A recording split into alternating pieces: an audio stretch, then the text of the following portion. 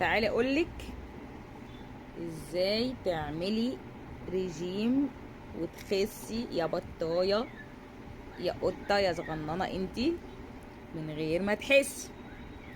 اول حاجه هنشرب ميه كتير. اديله ميه من 4 رتل في اليوم. حطي اشربي ما يهمكيش، يا رب تشربي الحنفيه كلها. ده اول حاجه.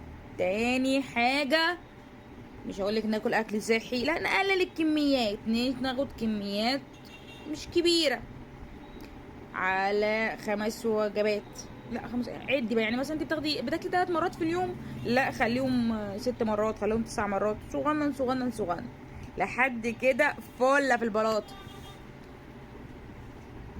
تالت حاجه بقى وهي ايه بقى؟ انك تصلي وتدعي ربنا تخسي، عشان برضو مهما عملتي الحاجات اللي فاتت دي كلها برضو مش هتخسي. ده رجيم اسلامي، اكل وادعي ربنا يخس، لعل وعسى ربنا يستجاب ونخس كلنا، عشان احنا عايزين نتفجر. خسي مين ياما؟ انت لازم تتفجري مش هتخسي. شايفه اللغد يا بت؟ شايفه اللغد اهو؟ اللغد ده من علامات الجمال. اوعي تقولي انا اخس عشان ابقى جميل، انت جميله في نفسك اصلا، انت بطايه مش محتاجه تخسي يا قلبي. خليكي وثيقه في الفوز يا بت، خليكي وثيقه في نفسك كده. اللي يقولك اصل انتي قولوا ما كانش من تلاجة بيكو يا حبيبي، انا باكل من تلاجتكو. اعيش واكل، اعيش واروق نفسي.